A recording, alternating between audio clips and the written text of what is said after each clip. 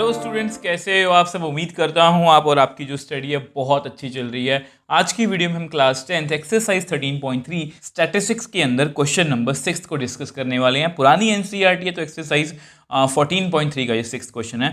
100 surnames was randomly picked up from the local telephone directory. एक telephone directory होती है जिसमें सभी फ़ोन नंबर्स होते हैं, सभी के नेम्स होते हैं। तो वहाँ से 100 सरनेम्स मतलब जैसे किसी का भी सरनेम है जो नाम के पीछे लगता है, ठीक है, उसको सरनेम बोलते हैं। एंड द फ्रीक्वेंसी डिस्ट्रीब्यूशन और number of letters in English alphabet in surnames, मतलब किसी के सरनेम में मतलब कि सरनेम में कितने अल्फ़ाबेट्स हैं। जैसे जैसे किसी का सरनेम सिंह है तो उसमें कितने लेटर्स हैं, 1 2 3 4 5। किसी का गुप्ता है तो कितने हैं, 1 2 3 4 5, ठीक है। तो इस तरह से ये सरनेम है और सरनेम में हमें जो है इंग्लिश अल्फ़ाबेट्स के मतलब कि नंबर्स दिए हुए हैं। जैसे नंबर ऑफ लेटर 1 to 4, ऐसे सरनेम कितने हैं, 6। 4 से 7 30 हैं, 7 से 10 40 हैं, 10 से 13 16 है। तो इस तरह से हमें डाटा गिवन है। फाइंड क्या करना है, determine the median number of the letters in the surnames, find the mean number of letters in surnames, also find the model size of surname. तो तीनों चीज़ें पूछ ली, चाहे जो हमने 13.1 13.2 13.3 में की है। इन सभी वीडियोस का लिंक आपको नीचे डिस्क्रिप्शन बॉक्स में मिल जाएगा। तो सबसे पहले ऐसा करते हैं, मीडियन फाइंड करते हैं और मीडियन फाइंड करने के लिए टेबल यहाँ पर बना लेते हैं। अब देखो, सबसे पहले मीडियन बोला तो मीडियन फाइंड करते हैं। मीडियन के लिए आपको पता टेबल मैंने बना लिया। मीडियन में किन बातों का ध्यान रखेंगे, ये सिंपल डाटा, ठीक है। अब आपको पता है सिंपल डाटा तो ये क्या है, फ्रीक्वेंसीज, मैंने FI लिख लिया। अगर ऐसा डाटा होता तो ये क्यूमुलेटिव फ्रीक्वेंसी होती है, ये आपको पता है, ठीक है। अब उसके बाद क्यूमुलेटिव फ्रीक्वेंसी से हम वापस फ्रीक्वेंसी में कैसे जाते हैं, ये भी मैंने आपको बताया था। अब यहाँ से मुझे क्यूमुलेटिव फ्रीक्वेंसी लिखनी है, ठीक है। दूसरी बात का ध्यान क्या रखोगे आप कि डाटा कंटिन्यूस है, यस, 1 से 4 4 से 7 7 से 10 को कंटिन्यूस है, कोई बीच में ब्रेक नहीं है। तो 6 को लिखते हैं, 6 में ऐड करो 30 तो 36 आएगा। 36 में ऐड करो अगला नंबर 40 तो 76 आएगा। 76 में अगला नंबर ऐड करो तो आएगा 92। 92 में अगला नंबर ऐड करो तो 96। 96 में अगला नंबर ऐड करो तो 100। और ये 100 ही आना चाहिए क्योंकि आपको पता है हमारा समेशन FI मतलब N जो है वो भी कितना है, 100। आप चेक करना टोटल इसका, ठीक है। ये हमेशा बराबर आना चाहिए। अब आपको पता है सबसे पहले हमें क्या करना होता है, n/2, ठीक है। अब n/2 हमारा कितना है, n/2 मतलब 100/2, तो कितना आएगा, 50। तो 50 से जस्ट नंबर बड़ा कौन सा है, ये छोटा है क्योंकि ये छोटा है, ये बड़ा है, इसको मैं शीट जस्ट मैंने आपके नोट्स के लिखा है, इसको पेपर में लिखो चाहे ना लिखो, ठीक है। तो सबसे पहले मीडियन का फॉर्मूला लिखते हैं, तो इकट्ठे लिखेंगे ताकि हमें याद हो जाए, L + n/2 - CF/F × H। तो फॉर्मूले की सारी गेम है और मुझे नहीं लगता कि ऐसे क्वेश्चन आपको मिस करने चाहिए। L कितना आएगा यहाँ पर, 7, जिसको मैंने शेड किया। n/2 आपका 50 है। CF मैंने आपको हमेशा बताया कि ये छोटा होता है, मतलब ये ऊपर वाला, ये आपका क्या है, CF क्यूमुलेटिव फ्रीक्वेंसी -36। और F कितना है आपका 40, और में फ़र्क कितना है, 3 का डिफरेंस आप चेक कर सकते हो। तो ठीक है, तो सॉल्व करते हैं। इसमें और कुछ भी मुश्किल तो है ही नहीं है। 7 + 14 नीचे 40 है × 3, तो 7 + यहाँ पर कितना आएगा, 42/40।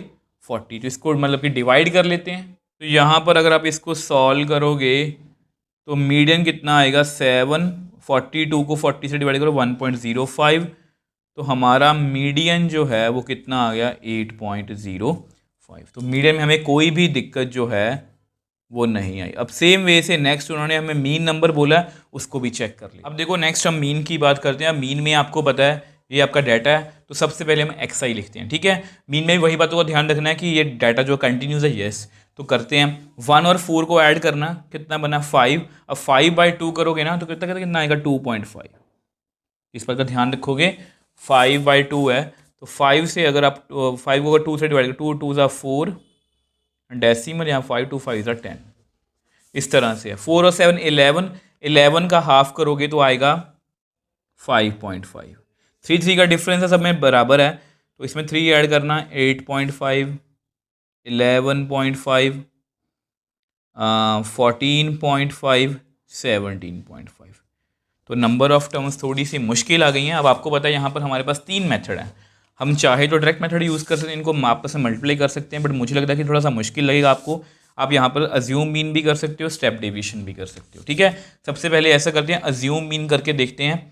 तो यहाँ पर मैं एक स्टेप करने वाला हूँ, d i is equal to x i minus e. अब किसी को भी एक को अज्यूम मीन मान लो, जैसे मैं इसको अज्यूम मीन मान लेता हूँ, ये आपका क्या है, ए। ठीक है, आप किसी को भी मान सकते हो, तो 8.5। तो 2.5 में से 8.5 माइनस करेंगे तो आपके पास पता कितना आएगा, -6। 5.5 में से 8.5 माइनस करेंगे तो आपके पास आएगा -3। यहाँ पर 0, यहाँ पर 3, इसको माइनस करेंगे 6, इसको माइनस करेंगे तो 9। ठीक है, अब मुझे लगता है कि डेसिमल से हम बाहर आ चुके हैं, तो इसको मल्टीप्लाई किया जा सकता है। तो मैं यहाँ पर direct method, sorry assume mean का मेथड यूज़ करने वाला हूँ। मैं टेबल जो है वो कंप्लीट कर लेता हूँ। अब देखो यहाँ पर जैसे हमें FIDA को मल्टीप्लाई करना है, 6 को 6 से करेंगे -36, यहाँ पर -90, 0, 16 3 ज़ा 48, 4 6 ज़ा 24, 4 9 ज़ा 36। ठीक है, तो इनको ऐड करते हैं। अब ये इनको ऐड करोगे तो आपके पास आएगा 6 9 और 3 12 -126। इनको भी ऐड कर लो, 18 1 कैरी हो गया, 5 7 1 0 8। ठीक है, तो इनको अगर आप सब्ट्रैक्ट करोगे तो आपके पास आएगा -18। तो यहाँ पर मीन का फॉर्मूला लिख लेते हैं। तो मीन का फॉर्मूला होता है वही जिसको f से मल्टीप्लाई किया है उसका summation divide by summation FI। Assume mean को मैंने माइनस किया था, अब इसको प्लस कर दो। अज्यूम मीन कितना था मेरा 8.5, FIDI है हमारा 18 डिवाइड बाय 100। तो यहाँ पर आएगा 8.5 माइनस 0.18 लिख लूँ इसको मैं। ठीक है, अब इसको मुझे सब्ट्रैक्ट करना, मैं कर देता हूँ। इसको आप सब्ट्रैक्ट करोगे तो आपके पास आएगा 8.32। तो मीन हमारा कितना आ गया, 8.32। और इसको इसमें भी हमें कोई दिक्कत नहीं होगी, हमने 13.1 में काफ़ी एफर्ट्स किए थे। ठीक है, इसमें बस यही होता है। देखो मैं आपको कभी भी ये नहीं बोलता क्रैम करो कि कौन सा मेथड लगाना है, आपको खुद लगेगा। देखो यहाँ पर मैं इसको फिंगर से मुंह जबानी कैलकुलेशन नहीं कर सकता, तो मैंने स्टेप डेविएशन अज्यूम मीन लगाया। अब यहाँ पर मैं इसको मतलब कि फिंगर्स पर ही कैलकुलेट कर सकता हूँ, तो मैंने लगा दिया।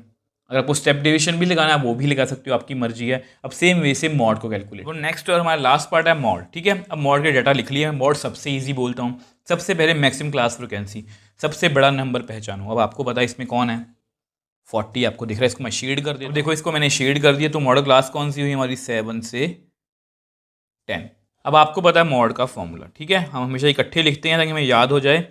L plus F1 minus F0 2F1 minus F0 minus F2 into H। ठीक है, अब F1 क्या है, ये आपका F1 है। F1 के ऊपर F0, उसके नीचे F2, 0 1 2, ये याद रखने का तरीका है।